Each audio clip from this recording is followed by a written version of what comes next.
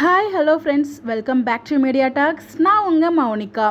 What a coincidence. இந்த ஒரு costume, அதாவது சென்ட்ரா போட்டிருக்காங்களே அந்த ஒரு காஸ்டியூமில் நமக்கு நிறைய மெமரிஸ் வந்து இருக்குது.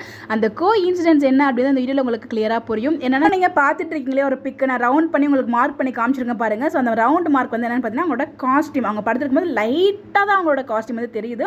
நல்லா உத்து பாருங்கள், உங்களுக்கு அது கிளியராக தெரியும். ஸோ அது அந்த காஸ்டியூம் வந்து சேம் தான். இந்த ஒரு காஸ்டியூம் வந்து பார்த்தீங்கன்னா இப்போ ரீசெண்டாக வந்து ஆண்டனி ப்ரோவோட பொண்ணுக்கு பர்த்டேக்கு வந்து விஷ் பண்ணியிருப்பாங்களே, ஸோ அதே காஸ்டியூம் தான் இருக்காங்க. இப்போ ரீசெண்டாக ஷூட் பண்ணி நமக்காக தான் இந்த சீனுமே வந்து எடுத்து இமீடியட்டாக அப்லோட் பண்ணியிருக்காங்க.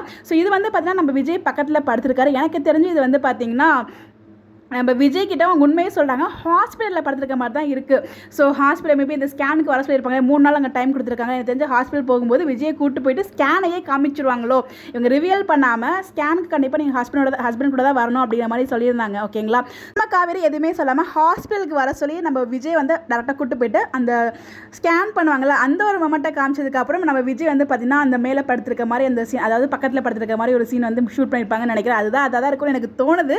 பட் எக்ஸாக்டாக எனக்கு தெரியலங்க. ஸோ அந்த மாதிரி தான் இருக்கும், நான் கெஸ் பண்ணியிருக்கேன். தெரியல, வெயிட் பண்ணி பார்ப்போம். பட் அந்த சீன்ஸ் எப்படி இப்போ கொண்டு வந்தாங்கன்னா நமக்கு தெரியல. இப்போ போயிட்டு இருக்க ட்ராக் அங்கே பிடிஎஸ்ல மேரேஜ் ட்ராக் போயிட்டு இருக்கு, அதெல்லாம் ஒரு பக்கம் போகும்போது இது எப்படி கொண்டு வந்தாங்கன்னா நமக்கு தெரியல. அதை பற்றி நமக்கு பழைய கன்ஃபியூஷன் இருந்தாலும் கண்டிப்பாக தெரியல இருக்க ஹைலி சான்சஸ் இருக்குது. எனக்கு தெரிஞ்ச ஸ்கேன் எடுக்கும்போது நிறைய பேர் நிவின்லாம் கூட்டு போவீங்கன்னா சொன்னாங்க நிறைய பேர். பட் அப்போல்லாம் வாய்ப்பே கிடையாது.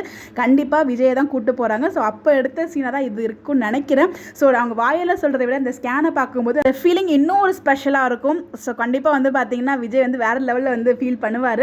ஸோ அதெல்லாம் நம்ம காத்துட்ருக்கோம். இது எல்லாமே என்னோட ஒரு கெஸ் தான். அது வந்து எனக்கு தெரிஞ்சு அந்த மாதிரி தான் இருக்குமோ எனக்கு ஃபீல் பண்ணுறேன். பிகாஸ் அந்த காஸ்டியூம்லாம் வந்து பார்த்தீங்கன்னா இப்போ ரீசெண்டாக போட்டு தான் ஷூட் பண்ணியிருக்காங்க. ஸோ சம்மந்தமே இல்லாமல் சடனாக எப்படி இந்த ட்ராக் கொண்டு வருவாங்கன்னா ஒன்லி ஸ்கேனுக்கு எடுக்கும்போது அது கண்டிப்பாக விஜய் கூட தான் வரணும்னு சொல்லியிருக்காங்களே, அந்த ஒரு மொமெண்ட் தான் நடக்கும் நான் கெஸ் பண்ணியிருக்கேன். பார்ப்போம் என்ன நடக்குது அப்படின்னு சொல்லிட்டு. வீடியோ ஸ்டார்டிங்கில் வாட் ஏ கோ இன்சிடென்ட்ஸ் அப்படிங்கிற மாதிரி நான் சொல்லியிருந்தேன். என்ன அப்படின்னா இந்த ஒரு காஸ்டியூமில் நமக்கு ஒரு ஹாப்பி மொமெண்ட்ஸ் தாங்க நடந்துகிட்டு இருக்கு.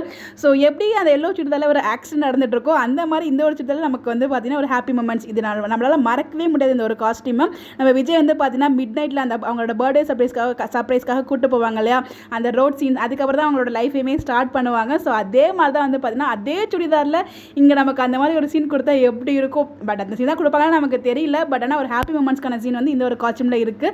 ஸோ அதான் வாட் ஏ கோ இன்சிடென்ட்ஸ் அப்படிங்கிற மாதிரி நான் ஷேர் பண்ணியிருந்தேன். ஸோ ரொம்பவே ஹாப்பியாக இருக்கேன். பட் என்ன வரப்போகுன்னு தெரியல. நாளைக்கு ப்ரோமோ ரொம்ப ஈகராக வெயிட் பண்ணிட்டு இருக்கேன் அந்த ப்ரோமோ பார்க்குறதுக்கு. ஸோ தூக்கம் வருமா அப்படிலாம் தெரியல. ஸோ செம்ம ஹாப்பி மூடில் வெயிட் பண்ணிட்டு இருக்கேன். பட் டிசப்பாயின்மெண்ட் ஆகிற மாதிரி ப்ரோமோ கொடுத்துடக்கூடாது. இவ்வளோ ஹைப் கொடுத்துட்டு பார்ப்போம். உங்களுடைய கருத்துக்கள் கமெண்ட்டில் ஷேர் பண்ணுங்கள். உங்களோட ஒப்பீனியன் கமெண்ட்டில் சொல்லுங்கள். Bye bye.